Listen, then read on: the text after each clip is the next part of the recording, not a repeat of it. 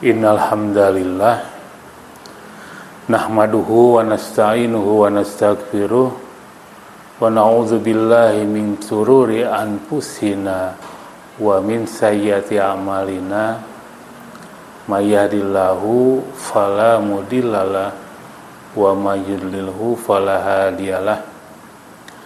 Asyhadu an la ilaha illallah wa asyhadu anna Muhammadan abduhu wa rasuluh. Amma ba'du. Ketika Rasulullah sudah hijrah ke Madinah, dimulailah penataan dari Madinah itu, baik dari segi ekonomi, keamanan, juga membina cara bersosialisasi antar masyarakat, di mana kita melihat banyak ayat-ayat yang turun di Madinah yang menekankan masalah adab juga akhlak. Salah satu surat yang diturunkan di Madinah yaitu surat Al-Hujurat.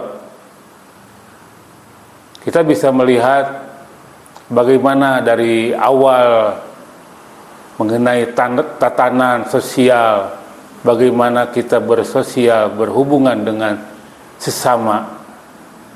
Dan di ayat yang ke-10 yang artinya orang-orang beriman itu sesungguhnya bersaudara, sebab itu damaikanlah hubungan antara kedua saudaramu itu dan takutlah terhadap Allah supaya kamu mendapat rahmat. Di ayat selanjutnya, ayat 11 dan 12 menceritakan bagaimana kita harus menjaga lisan, menjaga sikap dengan sesama.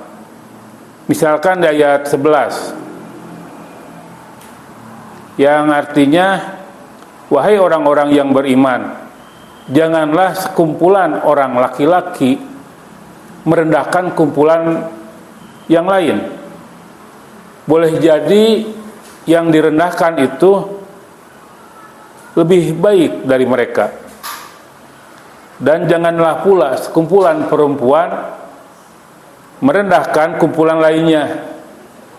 Boleh jadi yang direndahkan itu lebih baik daripada mereka.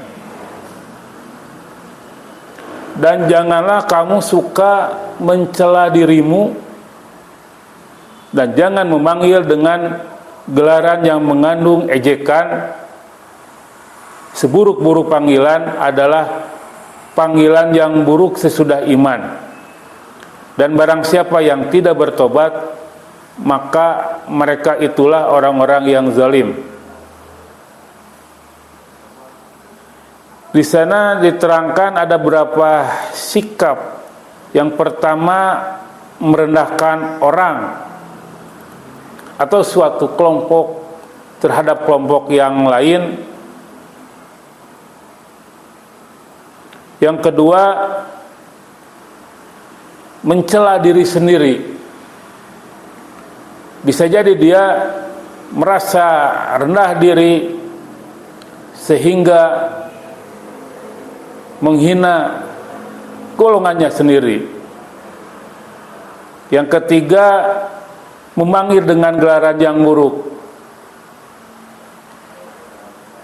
Bisa jadi dia menghina orang tuanya. Mengapa? Di sebuah dalil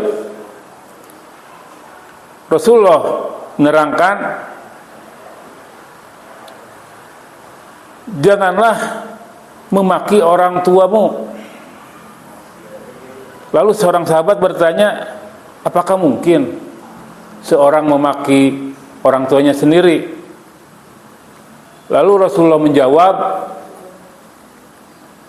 orang itu memanggil seseorang dengan panggilan orang tuanya, dan orang yang lainnya itu membalas, maka dia memaki orang tuanya. Di ayat selanjutnya, di ayat 12, hai orang-orang yang beriman, jauhilah kebanyakan kecurigaan atau prasangka, karena sebagian dari prasangka itu adalah dosa. Dan janganlah mencari-cari kesalahan orang lain, dan janganlah menggunjing satu dengan yang lain.